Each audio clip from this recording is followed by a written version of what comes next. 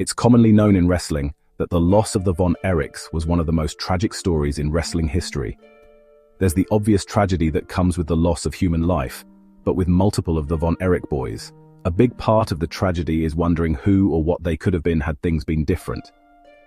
As always with wrestlers taken before their time, you wonder what their career might have looked like, and in some cases the wrestler was so talented some people with confidence would say they had the potential to be one of the greatest of all time. Others may disagree, arguing that this is an example of the scarcity effect. It's no secret that an artist's work is often valued far more after they've passed on, and it's fair to say that this rule probably applies to wrestlers as well. As always, it comes down to opinion. In my opinion, there's no greater example of a what-if story amongst the Von Erich boys than David Von Erich. Standing around 6'6", David was the tallest of the Von Erich boys. He was born in Lake Dallas, Texas, to Fritz and Doris Von Erich. Tragedy would strike early for David as within his first year of life, his older brother Jack would pass away in a horrific accident. An accident that would foreshadow further tragedy that would follow the family for years. Whilst it's impossible to truly cover their careers without covering some of the darker elements, you'll know if you watch this channel that I try to focus specifically on their careers within wrestling. There's plenty of content covering tragedy out there, so I try and focus on the triumph. David would be a relatively shy young lad growing up. All right, that's old David. I believe David won his first track meet up in Denton. He was in junior high school and he's 11 years old. Along with his brothers as a kid, he was selling programs and helping with his father's territory at the Sportatorium. He was apparently 6'4" at the age of around 13 or 14, which I take with a grain of salt, but isn't out of the realms of possibility. Either way, through most of his teen years, he was a lanky lad, which lends itself well to a particular sport David would show an interest in. As a basketball and football star at Lake Dallas High School with a scholarship to North Texas University, David Von Erich was earmarked for greatness. David, however, doesn't seem to have had a lot of interest in academic endeavor. I found out that he raised and sold horses in his own time, and made a decent amount of money doing it.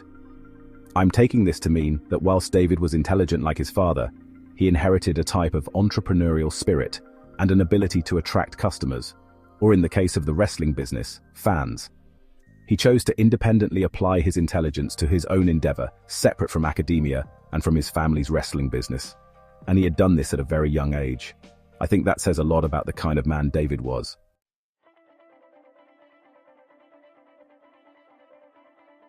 It was a matter of time before he brought his creative mind and athletic capability to the family business. He dropped out of university after his first year to join his brother Kevin and his father Fritz in the wrestling ring. This was before the Dallas territory had settled on its famous name, World Class Championship Wrestling. When David would make his debut, the promotion was known as Big Time Wrestling and had been dominated for most of this era by Fritz Von Erich as both promoter and star. However, during the late 70s, Fritz was beginning to make the shift from himself to his sons as the main draws. This was due in large part to Fritz's glory days being far behind him at this point. It was also pretty widely assumed that Fritz would never become NWA World Champion. However, there was still hope for his sons. At the time, the title was held by one of the most feared men in wrestling history.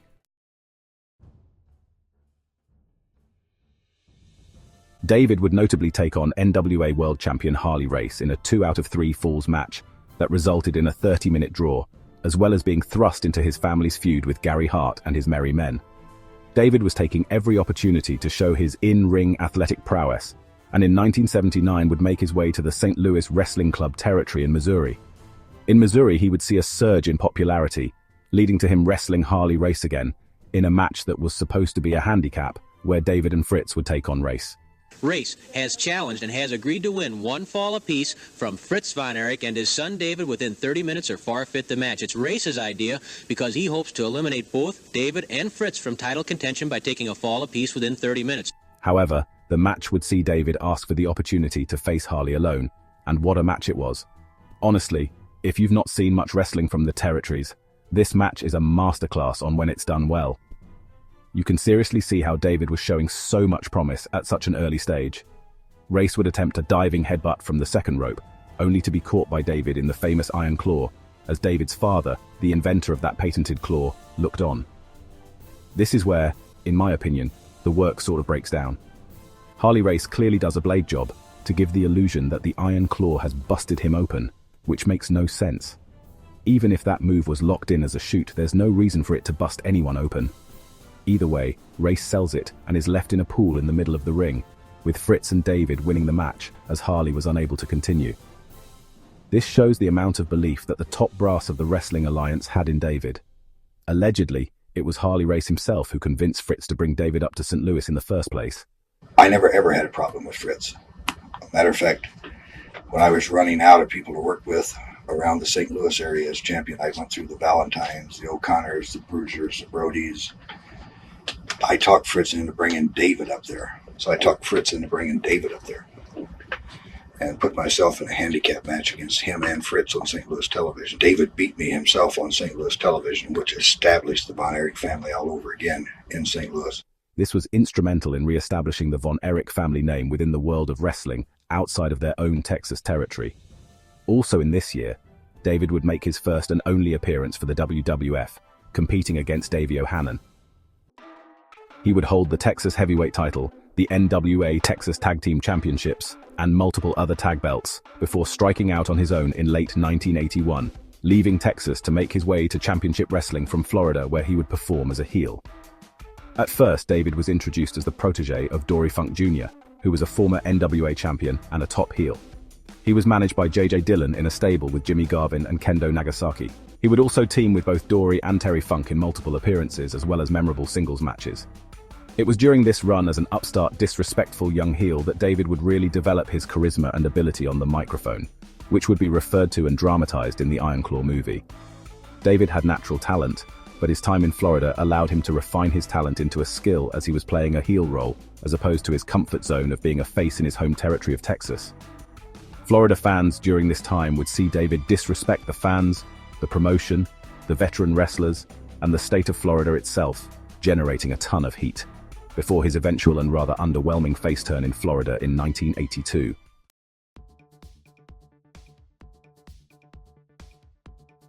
After this, David would return to Texas by July 1982, a refined performer both in the ring and on the mic, having proven himself as both a heel and a face. He would lean into his Texas heritage as part of his wrestling persona, throwing yellow roses to his fans, wearing a cowboy hat, and having songs like La Grange by ZZ Top and Texas When I Die by Tanya Tucker play as he made his way to the ring, engaging in memorable feuds with Jimmy Garvin and the Fabulous Freebirds. David had met Jimmy whilst in Florida and had become great friends with him, convincing him to come to World Class, where they would feud over the NWA Texas Heavyweight Championship. David and Jimmy were really creative with this angle. The match had a stipulation that meant that due to David winning, Jimmy Garvin was forced to serve as David's valet for the day.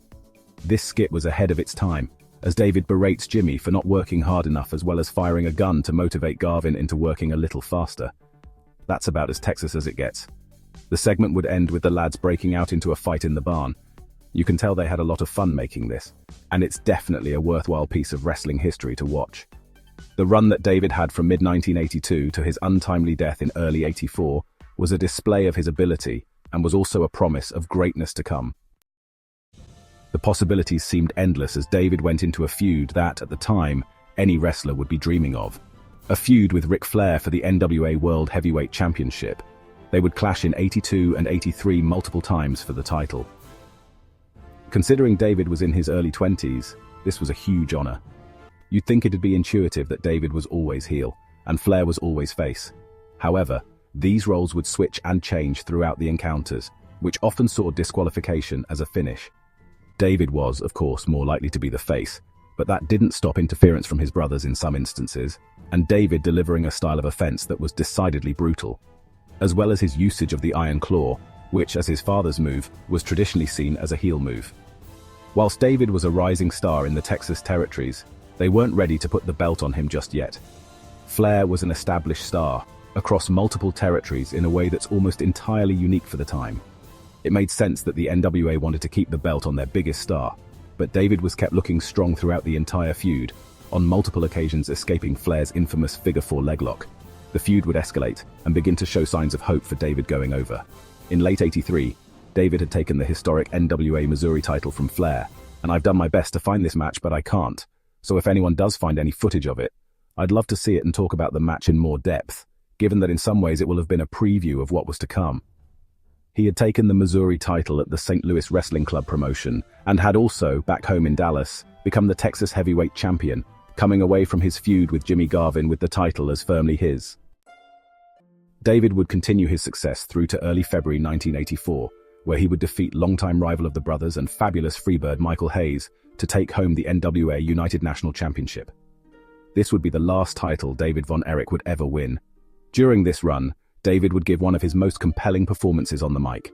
In a riveting fashion, he would call out Ric Flair for talking smack regarding Mike Von Erich, David's little brother. It was an example of David's fantastic improv skills and ability to rile up an audience.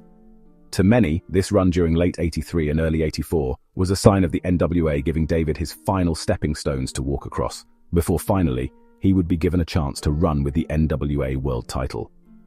Without getting too much into the politics of the NWA back then, a vote was allegedly held in which David was earmarked for winning the NWA World title, probably from Flair sometime around March or April 1984.